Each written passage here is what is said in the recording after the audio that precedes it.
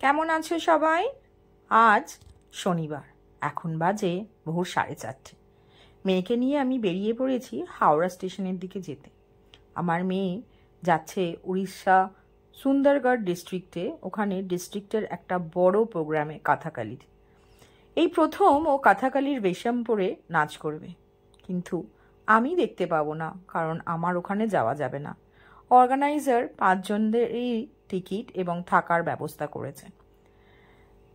সকালবেলা যখন আমরা বেরোলাম তখন চারিদিকে একটাও লোক নেই, শুধু আলোই আলো। মনে হচ্ছে মাঝরাতে বেরিয়েছি। শীতের ভোর দেখে যেন মনে হচ্ছে মাঝরাত। পৌঁছে গেছি রম্বানির বাড়ির কাছাকাছি। রম্বানি তোমরা সবাই জানো, আমাদের পশ্চিমবঙ্গের প্রথম মহিলা কাথাকালি ডান্সার। ওর কাছেই ছোট থেকে নাচ শেখে। ওইদিকে ওলাটা এসেও গেছে দেখছি। এই যে রম্বানি বেরিয়ে পড়েছে, আমার মেয়ে, রম্বানির বাবা আর সবাই মিলে লাগেজগুলো এবার উবেরে আমরা তুলব। উবেরটা একটু দূরেই দাঁড়িয়ে আছে, সেই জন্যই রম্বানি একটু কাছে ডাকলো, কারণ লাগেজগুলো তো তুলতে হবে। উবেরের ড্রাইভারটি খুব হেল্পফুল দেখলাম, আমাদের সাথে সাহায্য করে পুরো লাগেজটা তুললো। এখন বাজে 4:45, দেখে মনেই হচ্ছে না যে এখন ভোর। এটা যদি গরমকাল হতো দেখতাম চারিদিকে আলো ফুটেছে, কিন্তু মনে হচ্ছে যেন আমরা অন্ধকার পথ দিয়ে অন্ধকার রাত অতিক্রম করে চলেছি। চারিদিকে যদিও বা প্রচুর প্রচুর লাইট। পৌঁছে গেলাম আমরা বালিগঞ্জ স্টেশনে। বালিগঞ্জ স্টেশনটা সুন্দর করে সাজিয়েছিল ক্রিসমাস এবং 1 জানুয়ারি উপলক্ষে। যাক, সেই দৌলতে ফাঁকা রাস্তায় এই লাইটিংটাও দেখে নিতে পারলাম। বালিগঞ্জ স্টেশন থেকে নেমে ম্যান্ডেভিলা গার্ডেন ধরে আবার যাচ্ছি হাওড়া স্টেশনের দিকে। পথে কত গল্প আড্ডা ইয়ার্কি করতে করতে যাচ্ছি। একবারও মনে হচ্ছে না যে আমরা ভোরবেলা যাচ্ছি। এটা এই যে পার্ক স্ট্রিট এসে গেছি। পার্ক স্ট্রিট তো আপনারা সবাই জানেন, এই ক্রিসমাসে সুন্দর করে সাজায়। আর তেমনই প্রচুর এই 25শে ডিসেম্বরে খাওয়া দাওয়ার ভেন্ডার এবং কেনাকাটার ভেন্ডার প্রচুর বসে। কোনো বছরই আমি এখানে আসতে পারিনি। যাক, এই সকালবেলা যখন যাচ্ছি এই লাইটিংটাও দেখে নিতে পারলাম। আমাদের মহানগরী কলকাতা 25শে ডিসেম্বর থেকে 1 জানুয়ারি এত সুন্দর করে সেজে ওঠে প্রত্যেক বছর যে আমাদের কলকাতা শহরকে যেন চেনা যায় না, মনে হয় কোন বাইরের দেশে চলে এসেছি। অপূর্ব লাইটিং, কোথাও একটু ফাঁক নেই। ক্রিসমাস ভীষণভাবে এখানে পালন করা হয়। কত দূর দূর থেকে লোক এই লাইটিং দেখতে, খাওয়া দাওয়া করতে বছরের পর বছর এই পার্ক স্ট্রিটে আসে।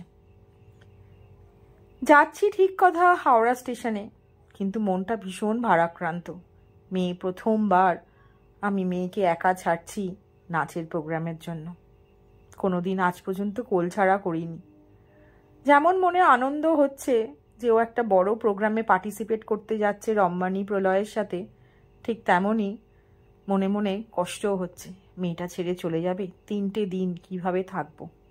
কিন্তু ওকেও ওর পথে এগিয়ে যাওয়ার জন্য আমাকে স্বাবলম্বী ওকে করতেই হবে। ও তো শিখবে। রাস্তাঘাটে এবারে একটা দুটো গাড়ি দেখতে পাচ্ছি। এবার আস্তে আস্তে আলো ফুটবে। 5:30 বাজে, আর কিছুক্ষণের মধ্যেই আমরা পৌঁছে যাব হাওড়া স্টেশন। বলতে বলতেই পৌঁছে গেছি। কত আলো হাওড়া স্টেশনে, দেখুন কত লোক যাতায়াত করছে। এখানে পৌঁছে মনেই হলো না যে আমরা যেখান দিয়ে এলাম সেখানে একদম জনশূন্য ছিল। হাওড়া স্টেশনের দিকে অনেক গাড়ি যাচ্ছে, কেউ ফিরছে, কেউ যাবে প্রত্যেক দিনের কাজকর্ম চাকরিতে, কেউ যাচ্ছে ঘুরতে। কি অপূর্ব লাগছে না গঙ্গার এদিকটা, সত্যি। এবারে এদের ট্রেনটি দিয়েছে নতুন হাওড়া স্টেশনে। পুরোনো হাওড়া স্টেশন থেকে নতুন হাওড়া স্টেশন যেতে আমরা একটু জ্যামই পেলাম। এখন বাজে প্রায় 5:45 মতন, কিন্তু তবুও চারিদিকটা অন্ধকার। অন্ধকার বলতে রাতের অন্ধকারের মতন লাগছে দেখতে। আলো তো আছে প্রচুর। পৌঁছে গেছি আমরা নতুন হাওড়া স্টেশনে। এখানে নেবে আমরা ওয়েট করব প্রলয়ের জন্য। প্রলয় আসবে সাঁতরাগাছি থেকে। ও খুব বড় কাথাকালি ডান্সার।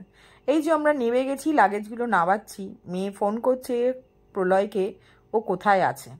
দেখা হয়ে গেছে। রম্বানি আমার জন্য একটি প্ল্যাটফর্ম টিকিট কাটার পর আমরা ঢুকে পড়লাম প্ল্যাটফর্মে। যত সময় এগিয়ে আসছে তত মনটা আমার খারাপ লাগছে। যদিও বা সবার সাথে হাসি ঠাট্টা ইয়ার্কি মারছি। দেখুন হাওড়া স্টেশনটা, কত লোক কত লোক, কত জায়গায় তারা যাবে। প্রলয়ও মেয়ের সাথে ইয়ার্কি মারছিল যে এই যে মাকে ছেড়ে যাচ্ছিস। ওরও মনটা খুব খারাপ। ও ভীষণ চাপা স্বভাবের মেয়ে, তো খুব একটা প্রকাশ নেই ওর। প্রলয়ের তো প্রচণ্ড ঠান্ডা লেগেছে মনে হচ্ছে, কত কিছু পড়েছে। বাবা রে বাবা, এইগুলো কিন্তু দেখছেন সব ওদের কস্টিউমের লাগেজ। নিজেদের লাগেজগুলো কিন্তু ছোট ছোট। এই যে রায়াও কাঁথাকালি নিয়ে পড়াশুনো করছে। আমাদের শুভ, এই যে শুভ, ও কাঁথাকালি নিয়ে পড়াশুনো করেছে। আর অম্বানি তো আগেই বলেছি। এই যে ট্রেন এসে গেছে। এবার একটু ভোরের আলো দেখতে পেলাম। একদম সকালবেলা প্রথমবার আমি মেয়েকে নিয়ে রম্বানিদের সাথে বলতে গেলে একাই হাওড়া স্টেশন এলাম। সবাই তো উঠে যাবে। রম্বানি একটু টেনশন করছিল আমি কিভাবে একা একা ফিরবো। ওই যখন কেউ থাকে না তখন একলা চলো রে, গানটা আছে না, যদি তোর সঙ্গে কেউ না থাকে তবে একলা চলো রে। আজ আমাকে একলাই হাওড়া স্টেশন থেকে ফিরতে হবে।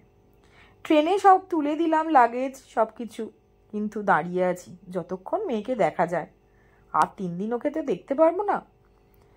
মেয়েই বলল নেবে পড়ো মা, কখন ট্রেনটা ছেড়ে দেবে। বলতে বলতেই দেখলাম প্ল্যাটফর্ম থেকে ট্রেনটা ছেড়ে দিল।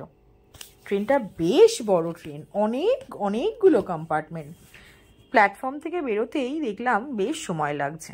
দাঁড়িয়েছিলাম যতক্ষণ ট্রেনটা দেখা যায় আর কি।